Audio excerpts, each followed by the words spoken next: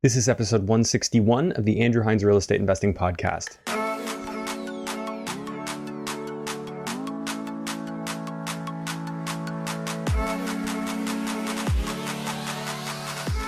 Welcome to episode 161 of the Andrew Hines Real Estate Investing Podcast. Today I have Axel Monsaingeon on the show, and this is a very special episode because it's the first guest we've had on to talk about Montreal real estate investing. I know Jared Henderson's been doing a little bit of stuff there, but Axel is specific to Montreal. He talks about his story, how he transferred over from doing the professional corporate world to working in real estate full time. We talked about just about everything in this episode, from buying multifamilies and doing BRRRRs to buying apartments to doing developments, and as well as the landlord-tenant relationship in Quebec and what that process looks like, how it is to get tenants out when they don't pay, things like that, things that are relevant to real estate investors that we don't often get to talk about regarding Montreal and Quebec specifically. So if you've been considering investing in that market, I'm confident you're going to enjoy this episode.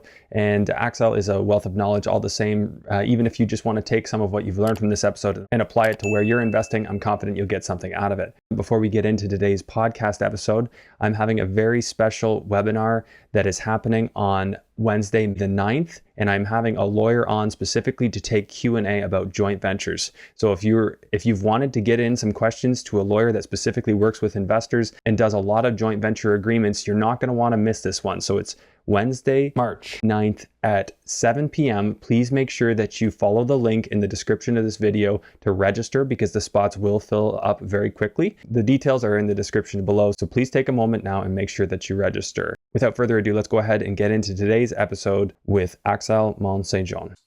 Hello and welcome to the Andrew Hines Real Estate Investing Podcast. I have Axel Monsaingeon, and I know I didn't say that perfectly, but it's my best attempt for now. Thanks for coming on the show. That was pretty good, man. Thanks for having me. It's a pleasure to be here. You know what? This is a rarity because we don't often get people from Montreal. As I understand it, you're from Montreal. That's correct? Yeah, that's right. Yeah, so I'm excited to have this conversation with you and hear from a real live Montreal real estate investor what you're up to. So if you don't mind, if you could just kind of start off by telling me what you're up to in real estate and then give me a little bit of the backstory about how you got there, I'd really appreciate it. Sure. It's actually pretty straightforward. I mean, about 4 years ago, I got really tired of the corporate world. I was working before that in for a manufacturing company in supply chain management and logistics. And I just always felt like I had more to offer. I could do more. And I was kind of sick and tired of trying to pull good stunts for other people, basically. And so when our first child was born, he's now 4 years old, I slowly transitioned. I did a bit of consulting work. Took some mandates for 6 months periods for small companies. And then already at the time, we were interested with my wife in real estate, and we owned a rental unit at that time. And then that's when I went full on into multifamily, looking for our first property, and kind of took it from there. And now we've been able to build a little portfolio. We've been doing most of it ourselves, not the renovations or anything, but I mean, we're a two people show. Now we've actually added one staff member, and we've just been growing ever since. What type of properties are in this portfolio? You said you started off with, was it a single family? Yeah, it was a condo. It was a condo unit. Okay. That my wife had bought fairly early on, and then when we got together, we moved in together, and then so that one was rented. We ended up actually buying another duplex that we live in right now that we converted into a single family. Then we bought another condo. It's actually a funny story, but when we bought our duplex, across the street was a fast food chain that I will not name, but happens to make crispy chicken. And we really didn't like it. And we always thought that's an urban anomaly. One day it's going to go. And then like a year later, it was torn down, and they built a nice 12 unit building. And we ended up buying another condo in there because we thought like, hey, if we'd have a rental, it'd be so easy to manage if it's across the street. So, so we added this unit, and then we bought a 5 units in Lachine. It's a neighborhood in the western part of Montreal, sorry. And then we added another 5 units, and now another duplex that we're transforming into a 5 unit. We're adding a floor and a mezzanine. Now we're purchasing another one. Actually, we're going to the notary next week for a 4 unit. And lately, we just put another piece of land under contract to build an 18. So there's quite a bit in the pipeline. Wow, you're on onto a lot of different stuff. Okay, so starting off, who's involved in these projects? Is it you and your wife, or do you have other partners as well? Okay, so from a financial standpoint, it's my wife and I. It's just on the first 5 unit that we bought, we have a partner for 50%. No, that was the one in Lachine. Yeah. Do you have other 5 units as well? Like you said, you had another duplex that you took to a 5 unit. Yeah, so we have another 5 units, sorry, and this one it's just us. Okay. And when I say us, it's my wife and I. We're partners partners in life and partners in investment. That makes sense. And then the other ones, it's just us for now. Other than the land development that we're going to take on some financial partners because we just can't finance it ourselves. What is it that you were doing? You said, just refresh me, that you were doing for a full-time gig before you switched gears. Yeah, so I was working for a manufacturing company in pulp and paper, and I was responsible for logistics and supply chain. Okay. How did you transition out of that? I know you said you transitioned away from it. Walk me through how that worked. So what happened is that, again, like I always felt like I could do more, and I just kept seeing opportunities everywhere, but I was in a 9-to-5 job. And so it's kind of difficult to be able to just focus on actually going the entrepreneur route if you're in a full-time job. You can do side gigs, you can do hustle and stuff like that. But at some point, if you really believe in it, you have to take a chance, you have to take a risk. And so the deal that we made with my wife was that she would stay on as you know, full time. She's a tax lawyer, and she would work full time, and essentially like she would earn the money and I would go and spend it and invest. And so, you know, it's kind of a funny way to put it, but yeah. And the deal is that I will, you know, as much as possible, try to support with home and the kids and stuff like that, because I obviously had more flexibility in my schedule. Right. Okay. That makes a lot of sense. Mm-hmm. Okay. So when you were acquiring these, were these like that typical BRRRR process? I'm sure you're familiar with that terminology. Is that typically what you're trying to do? You're taking money and recycling it by going and renovating and refinancing? Yeah, that's what we did. Other than the condos that are now rented, and we'll refinance them eventually, but we're pulling pretty good cash flow from now. The other 2 5-unit buildings that we've done, yes, they've been straight BRRRRs. The first one took us about 18 months from notary to notary to do the refinance. And then the second one, we're actually just in it right now, and it will have taken us about a year. So you only need to go to a notary. You don't need to go to a lawyer to close these transactions? Nope, notary can do it. These days, like sometimes you go once or you go twice, just the first time to assign the financing, and then either right away or a couple of days later, which is right now the case. Once everything has been registered, then you can go and sign your deed. Okay. Yeah, that's something we should probably dig into. We'll dig into more of your portfolio, but I mean, you bought some fiveplexes. Obviously, you probably had to deal with some interesting tenants that you acquired. What's the process like there if for, you know, people who are aspiring to maybe look at the Montreal market as investors? Like what should they expect in terms of, you know, landlord-tenant relations and requirements, restrictions? Okay, well, and you bring up a very good point. Like I don't know how it's been lately in Ontario, but here in Quebec we've had a lot of talk in the media about renovictions, and it's really when people acquire buildings and they at any cost will try to do anything to get the tenants out. And my tenants are my clients. They pay for this. We have a transaction every month. They happen to live in a place and they pay me for it. And so I do my best to treat tenants the way I would like my grandmother to be treated, my aunt or my sister or my cousin. That's number one. Number two, the reality is that, as investors, like we are able to build a lot of value when we're able to rotate tenants and do some value add, renovate a kitchen, renovate a bathroom, increase the rent by a couple of $100, and so on and so forth. Now, luckily in our case, like in the first 5-unit that we bought, all of them were rented. And then within the first 3 months, 3 of them left. And one of them, it was a semi-basement. She was very unhappy with her son over there. The place hadn't been maintained, a lot of deferred maintenance. And she just said, I'm out of here. So, thank you. The number 2, there was actually one guy wasn't really paying his rent on time. And there's actually a case against him. He lost.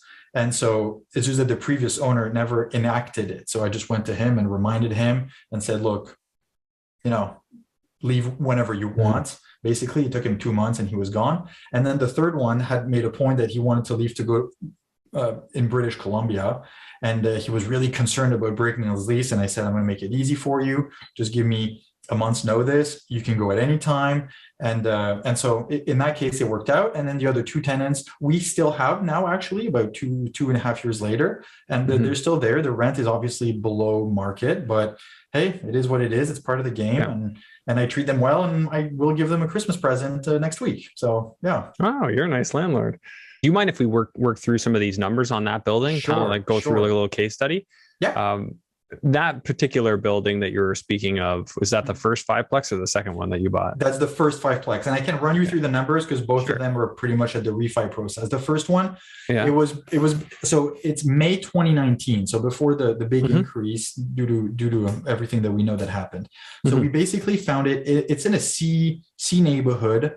It was a 5-unit for $490, which was a pretty good deal. They were asking they were asking $500, and the unit mix was 3 one-bedroom apartments and 2 two-bedrooms. And right away when we visited, I saw that there was a lot of opportunity because the property is actually a triplex, a little courtyard, and a duplex in the back. And in both cases, in the semi-basement, there is a lot of unused space. And so right away we thought, like, okay, let's take the hot water tanks, let's regroup them, and we can transform a 1-bedroom into a 2-bedroom because there was 2 windows in a technical room, which made no sense. So we took that to, so we transformed a semi-basement into a nice 2-bedroom, and then same thing in the back. We took the ground floor, we added a staircase, we added a big bedroom in the semi-basement. It had 2 windows. Everything is legal in terms of code and permits and stuff like that. And so we were able to actually increase the rents, the total yearly revenue from $32,000 to $52,000. And so we bought for $490. We put about $120 into it. We were able to refinance a year later. It appraised at just over $800. And then so then we were able to refinance, get all of our money back plus some, and then we just took that money and just rolled it forward. How much did you say you put into it as far as renos go? About 120,000. 120. Yeah. So looks like did you get 80% on your refinance? 85. 85. So you went through CMHC? That's right. Yeah. Okay. So you got an 800 value and you got 85% of that. Yeah, and so our loan, when we signed with the CMHC premium, I think it was like 710 or 720, and we've been able to, obviously we're sustaining the debt.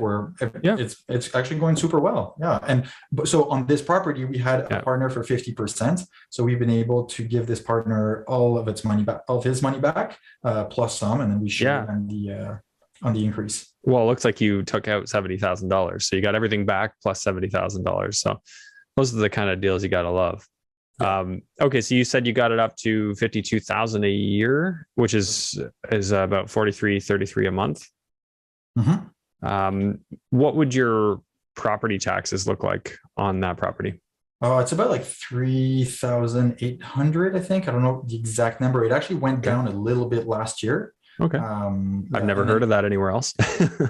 I know. You know what? It was surprising because I compared when I was doing my rent increase. I went back in my old file. I'm like, wait a second, this doesn't make sense, and it actually gone down by like $200 or something. Okay. And what would your insurance be on that property?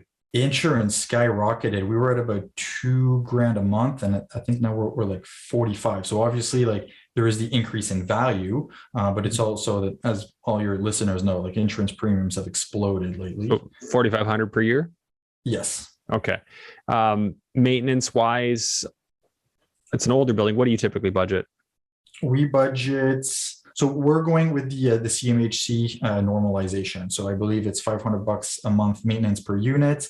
It's 300 or 400 for management, and what am I missing? And administration is about $300 or $400 a unit. We do some of it ourselves. We kind of have split, and I have someone who takes care of the tenants and the communication and all the small fixes. So it's been it's been pretty good. Okay.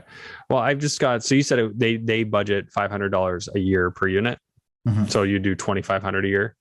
So that's around 5%. We could leave that in there. I'm a little more conservative because I like to build in life cycle. So if you build in life cycle, you could go with 10. Okay, utilities. What are you paying there? We have almost not. Well, we have 1 meter that we pay for. And I think it's about like $600 a month, a year. Sorry, 600 a year. Yeah, 600 a year, and we also provide Wi-Fi. Actually, that's a little bit with the Wi-Fi is I think $90 a month. Okay, so 90 times 12. Interesting. Wi-Fi. Is that common in Montreal that people provide it? It's actually very common. And so this was the first time that I had implemented it, and I provide internet for 3 units. And then in the other project that we did, we actually went full on. We did a really good installation. It was about 4,000, but it allowed us to increase every rent by $60 a month. Very cool. I never even did that on my student rentals, and that's one of the ones where you would arguably say it makes sense to do. It makes so much sense to do. I highly encourage everyone to do it. And the thing, for multiple reasons, can we take a minute to talk about it? Sure, by all means. Okay, what I find is that if you're going to have tenants and a little bit of turnover, I don't want to deal with the different companies that come and that do holes everywhere and do a different installation every time and stuff like that. And so I provide it. It allows me to increase the rent. And with the new installation that we did, there's a switch. So I pay for one line, and then it splits into all 5. Yeah. And if something bugs, the tenant doesn't call me. They call the company directly. I'm not responsible for anything other than paying the bill. Right. So I just find from a value add standpoint, it's actually really worth it for the numbers. Well, and it makes a lot of sense with a 5-plex, because if they each hire their own install, they're each going to get, a $90 a month bill versus you can do 90 for the whole building and get something that's blazing fast, hopefully. I mean, maybe you pay a bit more if you got to get, the next package up, but that way everybody's happy, and they'll probably realize the value. Oh, he covers internet. That's worth at least $50-$60. So then you can charge more. Yeah. And the thing is that in terms of utilities, I have some units for which I also pay for electricity, but they're higher end, all included, high-end condo and stuff. And my clientele is more people who come into town for 3 to 6 months. So that's different. Right. But for me, Wi-Fi is now just a very basic utility. Everyone has it. Everyone wants it. Why not provide it, knowing that you can make it a bit of margin and actually increase your revenue? That's the part that's interesting to me. Heck, you could even advertise it at one price, and if they didn't want to take it, like if they know it costs 90 and you offer, hey, I have really fast stuff and you only pay me 50 extra, they would just say, oh yeah, absolutely, I'll pay you the 50 and take your internet. So that's really cool. I can see a lot of opportunity there. Do you pay management or do you self-manage? I self-manage. I actually pay for it a little bit. It's just that I have someone that does it for me, but it's not a formalized contract. Okay, so what type of obligation are you getting into for those expenses on an annual basis? Whenever there is, if I understand the correction correctly, like whenever we have a bit of turnover, whenever we have a new tenant coming in, this person will be doing the posting, the visits, the screening, and then I just kind of validate. I'll go through the application, ask a few questions, and then go from there. So you're paying leasing fees, not management. Correct. Yeah. Correct. Okay. Yeah. Okay. So leasing, are you paying like a half month's rent every time? Yeah, about that. Okay. So what do we want to budget for that? Would you say you get into about $2,000 a year? Yeah. I mean, I wouldn't even say half month rent. Like last time, I think you gave me $200. Oh, really? Okay. So minimal, like $1,000 a year for that? Yeah. Not even. Wow. You're getting a great deal. All right. Yeah. But also this person also gets plenty of other benefits in another way. So. Okay. Yeah. Landscaping, snow removal, are you paying for that? I'm paying for $300 a season of snow removal. That's a good deal. And no landscaping, no, grass cutting? No. Okay. So $300 for that. And then I usually like to just throw $500 in for miscellaneous, but is there anything else you're paying for on that site? No, I mean, I'll do a little Christmas present this year, but so that'll be in the miscellaneous. That's all right. Yeah. Yeah, I know, that's about it. Yeah. Okay. Very cool. So you got $800 value. You got 85% financing. So 30-year amortization. Yeah. And what was your interest rate? Oh man, that's a good question. I should know this off the top. I think it was at 179. That's amazing. That's one awesome rate. Okay, so at 1.79, you're 2440 in monthly payment, which leaves you 517, according to this cash flow calculation, a month. That's not bad. You add a few of those to your portfolio every year, and it's a really good wealth builder. Yeah. And the thing is, the neighborhood has been changing. Obviously, like you can't capture the appreciation until disposition, but it's been increasing in value. The neighborhood's been cleaning up. And so when we took a bit of a chance, I mean, that's also why we got the property for fairly cheap. But there is, as a first deal, we're pretty happy with it. Okay. Yeah. I mean, it seems like an awesome deal. If you were to try and buy that same building again today, what do you think you'd have to pay? Right now, I'd say about 825, 850. Pre-renovation? Yeah. Oh, wow. Okay. So things have just exploded in terms of the market there. Yeah. So inevitably, not everything's going to go perfect, and you are going to run into some tenants that you don't necessarily gel with. Now, if that were to happen and you did need to evict somebody for non-payment, what's it like in the province of Quebec to be able to do that?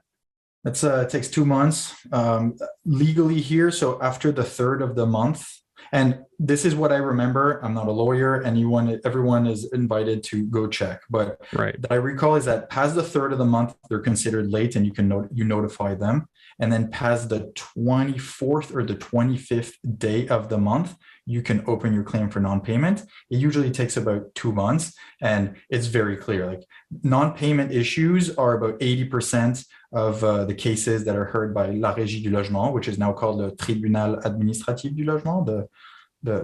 Anyways, and it takes about 2 months, and as long as you show the correct information and that your case is properly put together, like it's a I don't want to say a straight win. This is that you will be able to evict them. Now, can they bring it up to date? When on the last day, last hour, can they make the payment and then stay? Yes. So yes.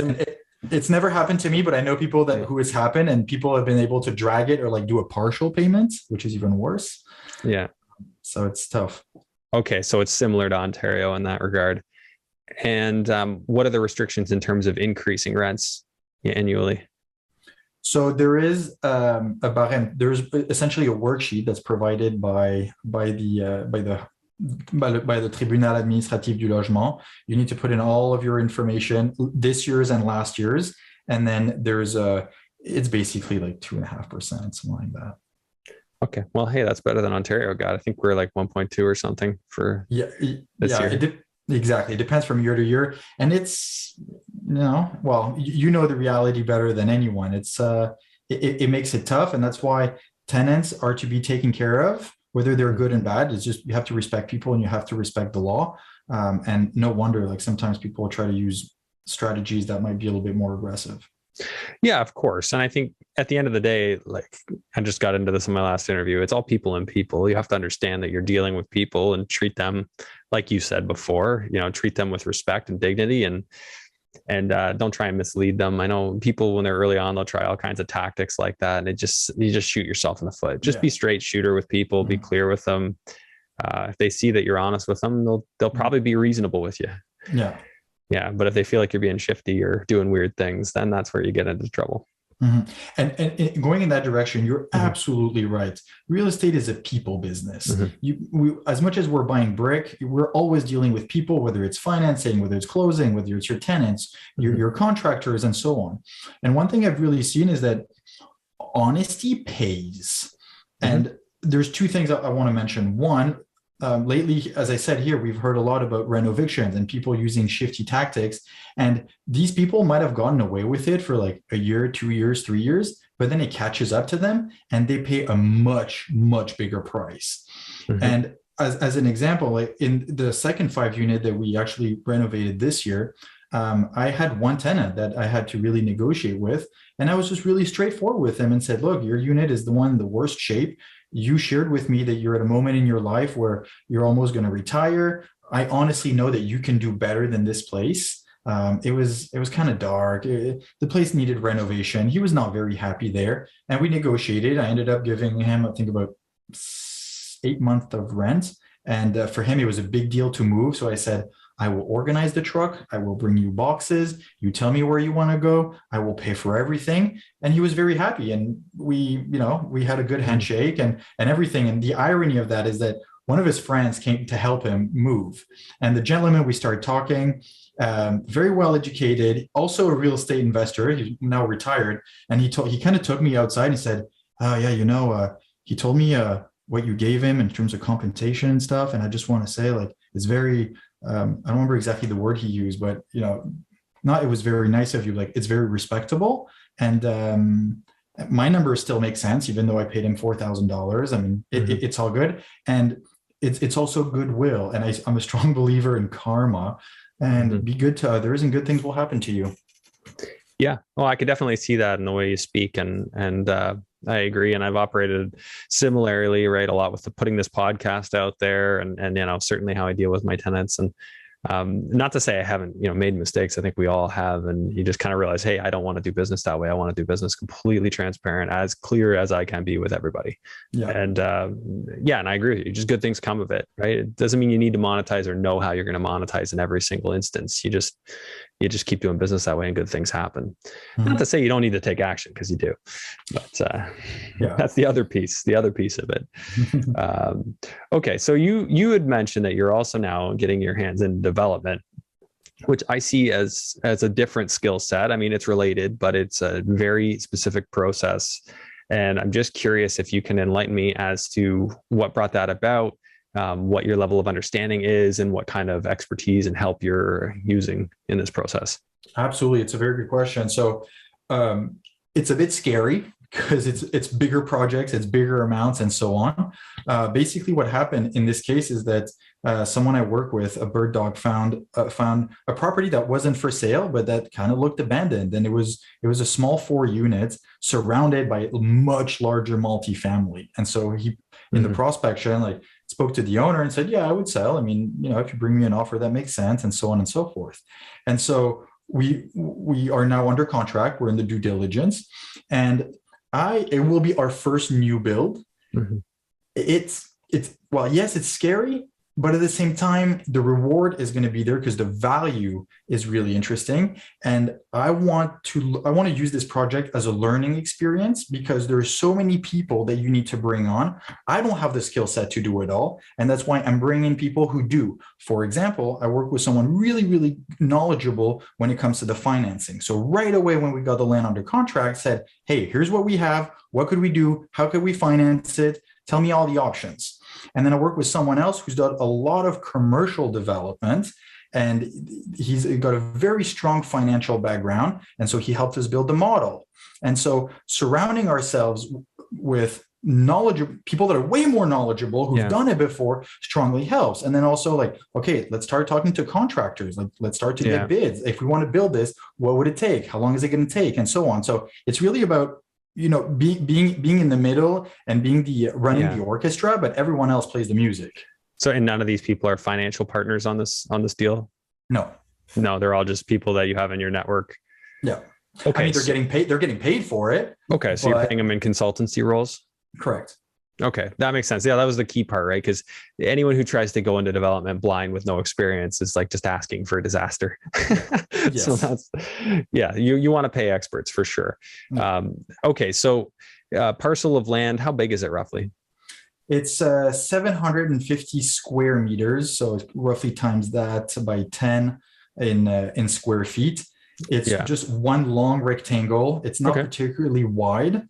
And as I said, it's an ugly fourplex. We actually did the run through today, the walkthrough. It's been squatted. There's holes in the walls. I mean, it's a complete tear down. Yeah.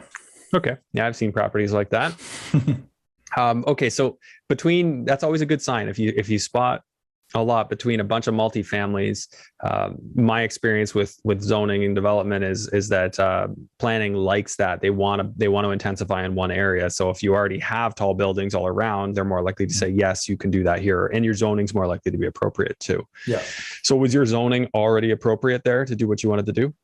Absolutely. Yeah. That's all the things we check even before making an offer. Right. And over there, we can do 4 floors. Right now, there's 2.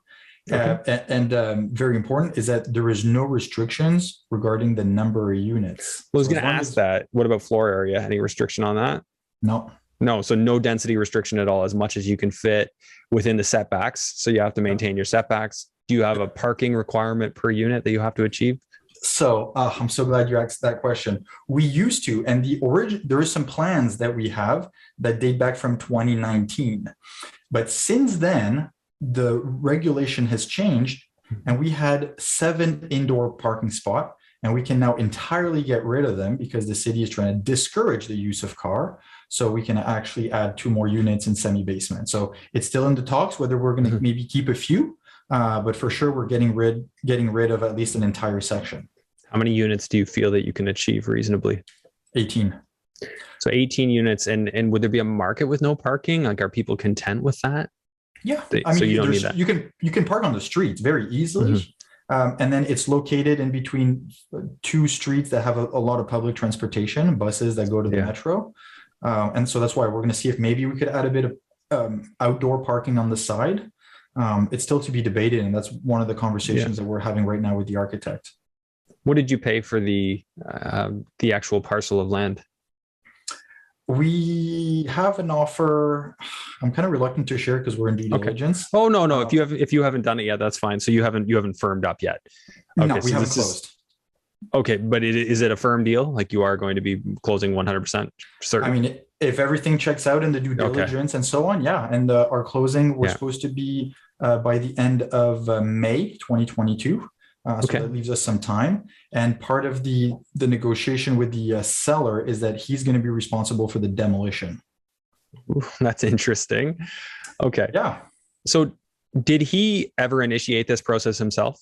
Did he ever try and develop it?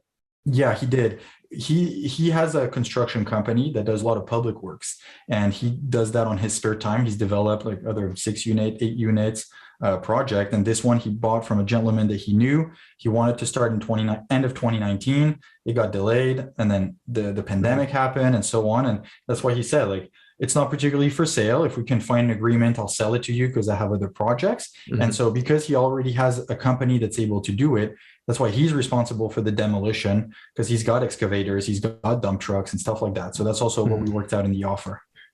Okay, so you take care of it. He'll get the permit for that, and then get rid of it. Yeah. Why didn't he, like, you're just saying because he had other things going on, he was willing to part with it if you gave him a price that made sense? Yeah. So you gave him a price that made sense. Did what you came up with, the 17 or whatever, I think you said 17 units, did he have that in mind, or did he think less? No, so he gave us the plans that were done. He gave it to you. He gave it to us. So he had already done a lot of the initial work. Yeah, but they're preliminary plans, and the permit hasn't been issued, but he claims to have gotten a verbal agreement from the city. So a pre-consultation. So he had done that. Did they tell him what they were going to need, like engineering wise, like what they were going to require, noise study? Do you have to do like a shadow study and traffic study and all that stuff? So no shadow study, but for the ground, if it's stable or not. So you're gonna have to do boreholes, environmental. Yeah, so they'll do compaction and environmental probably together in the same boreholes. Yeah. Okay. Yeah, so you have a few unknowns there. Then you don't necessarily know because the boreholes have not been done yet. No. Okay. And are you planning to do that before you close? Is that part of your due diligence? Yes. So you're going to do all those studies, probably invest $100,000 doing all your studies. Way less than that. The environmental is about $5,000, and then the ground is about 15.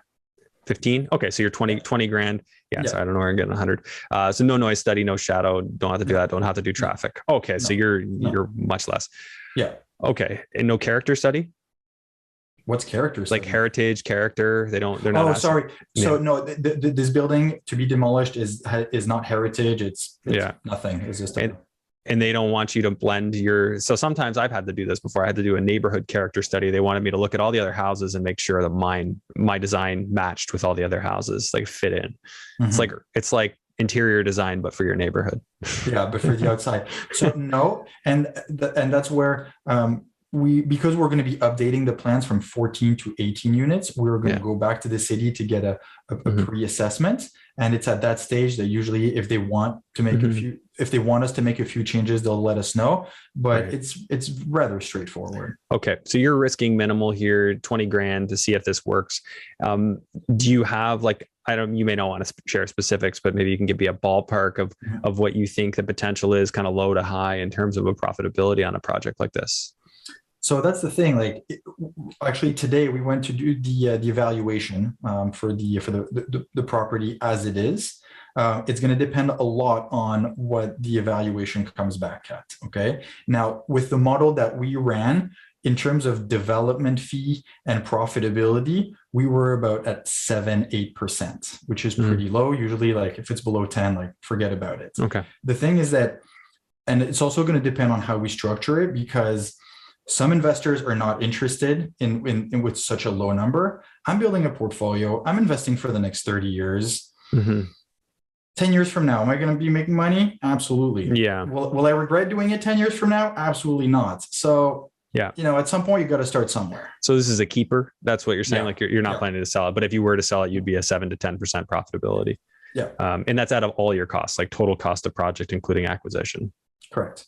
And it's also like, and this is where the evaluation, is really important, because we're obviously predicting what rental rates on a square foot basis are going to be 18 months to 2 years from now. Right. And they've been going up a lot. Yeah. Yeah. And so there's a lot of things that can change. And right now we predicted just above $2 a square foot. Who knows? It might be 240. Yeah. We might be happily surprised. If the trends that have been happening continue, seems more likely than not. Yeah. So that obviously looks favorable. So hypothetically, if you're all in for say $3 or $4 million, then you could be a $300,000 to $400,000 profit margin. Is that kind of what you're thinking? Those are just made up numbers, obviously, but okay. No, but it's not far from the reality. We'll see. And that's why a lot is going to be depending on the evaluation and what it comes back at. And then we'll update our model. And then we have basically till end of mid-February for the end of our 90-day due diligence. And by then we'll decide. Okay. Yeah. I like the way you've structured that. Giving yourself the time while the owner still owns it so that you're not buying it when you don't have a contingency plan for it. I think that makes a lot of sense. And did you work it out with him that if you'll give him access to these studies if you don't proceed? He didn't ask and I didn't volunteer. Oh, okay. Well, he may not want to know. That's the other thing, right? Because if you disclose it to him, then he now has to disclose it to new buyers. Like say you did find something. Yeah. So that's probably why he didn't ask. He probably doesn't want to know. And there's also an important part is that we had asked him obviously to provide us the environmental study. He said, well, I'm not going to do it. If you want to do it, you can do it. So again, that was in the offer. That's another $5,000 expense for us. And we told him that whatever happens, and he agreed to it in the offer, is that he's got to deliver us a land that is free of contamination. So should we find contamination, he's responsible for the cost of decontaminating. Yeah. Is it near anything that you think would have contaminated it? No, it's a very residential area. Yeah. It's just that there's train tracks about 200 meters away with very little traffic, but still it's not particularly industrial. There's no leftovers of, any types of factory or nothing that we found. And I obviously looked at the map of contaminated lands for the city and it doesn't appear on it. Oh, there's a map of contaminated lands? I've not seen that. Yeah. Well, that's for the city of Montreal. Yeah, there is. Very cool. It's good to be able to have that information. Now, one thing we haven't mentioned, but it's in the background there, is you have a real estate podcast as well. Is that correct? Yeah, that's right. I started that actually during last year in 2020. It's actually a little bit of a funny story, but during confinement with my wife, we kind of faced real estate talk withdrawal. Like we didn't really have anyone to talk to anymore, or as much as we used to. And at first, I started a meetup every second Tuesday from 8 to 9 p.m. It was just on Zoom, and we just introduced ourselves, talked about real estate, and try to help each other, and so on. But then every time we hung up, like the content I was going to say would go away, and I was like, how could we actually have this stay and be able to share it with others?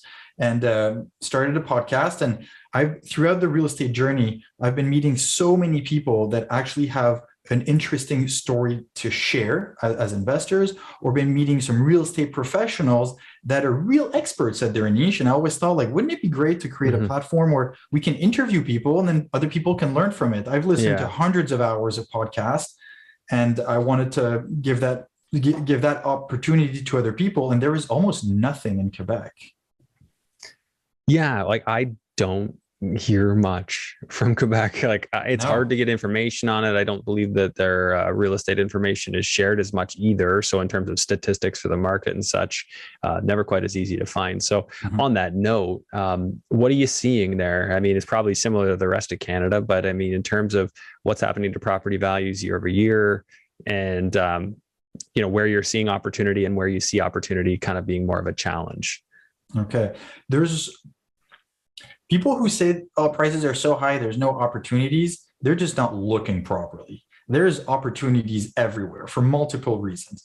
One, and I find this one is still underlooked, is the generational change that's happening now. There's still a lot of elderly owners who, hey, it's time to move, it's time to sell. And there's old properties coming on the market that have a fair amount of deferred maintenance, and that's, you know, opportunities for you and me.